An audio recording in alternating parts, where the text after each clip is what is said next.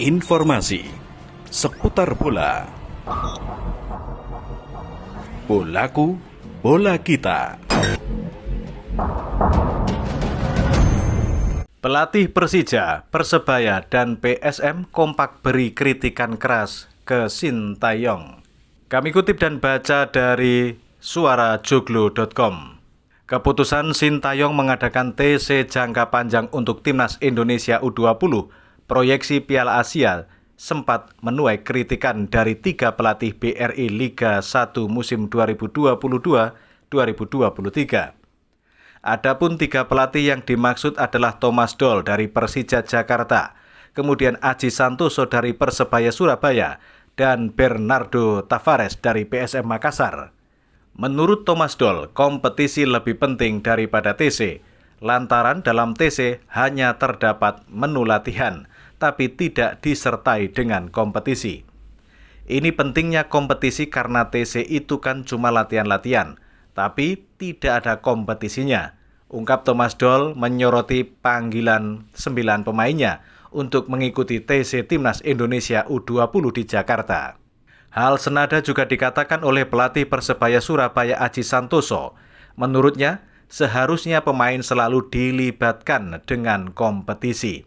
Bahkan Aji menyarankan pemanggilan pemain dapat dilakukan beberapa minggu sebelum turnamen dimulai. Seharusnya pemain selalu dilibatkan dengan kompetisi.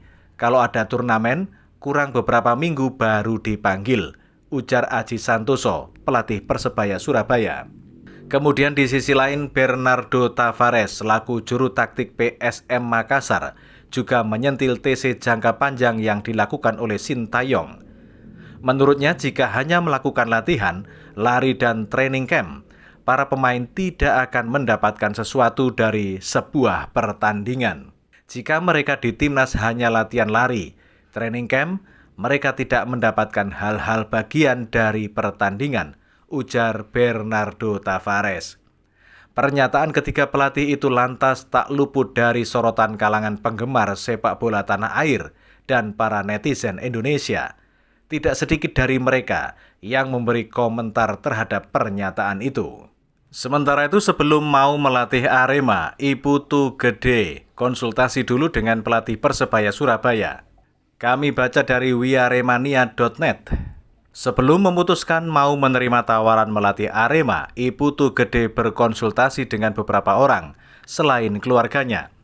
Belakangan terungkap salah satu sosok yang dimintai pendapat adalah pelatih Persebaya Surabaya Aji Santoso. Tak dipungkiri, ikatan alumni Arema dari era Galatama hingga kini terjalin kuat. Sebagai sama-sama mantan Arema dan pelatih, Putu dan Aji sempat saling berdiskusi. Mereka membahas tawaran yang diterima Putu dari direksi Arema. Putu mengakui Aji sebagai pelatih lokal yang layak dimintai pendapat tentang kegelisahannya saat itu. Apalagi Aji pun pernah menjadi pelatih Arema di Liga 1 2017. Pasti tahu sedikit banyak soal kedalaman Arema. Coach Aji adalah mentor saya sebagai pelatih.